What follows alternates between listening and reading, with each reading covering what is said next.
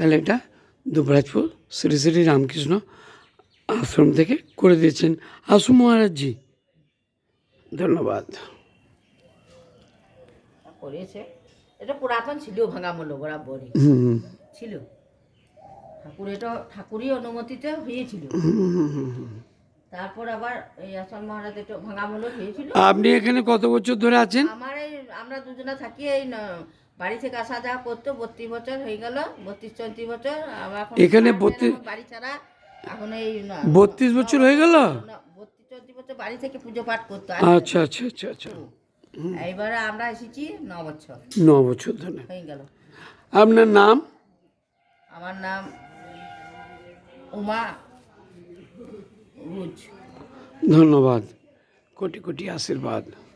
শাঁখা সিঁদুর যুগ যুগ জিও, শাঁখা সিঁদুর যুগ যুগ জিও, শাঁখা সিঁদুর যুগ যুগ জিও।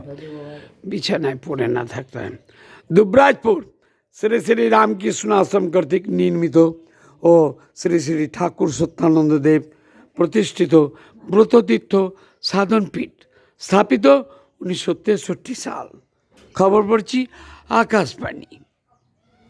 দুবরাজপুর শ্রী শ্রী রামকৃষ্ণ আশ্রম কর্তৃক ব্রততীর্থ সাধনপীঠের নবরূপে সংস্কার 25শে ডিসেম্বর 2018। ধন্যবাদ। হ্যাঁ, জয় হিন্দ, জয় ভারত, জয় শ্রীরাম। জয় হিন্দ, জয় ভারত, জয় শ্রীরাম। খবর পড়ছি আকাশবাণী।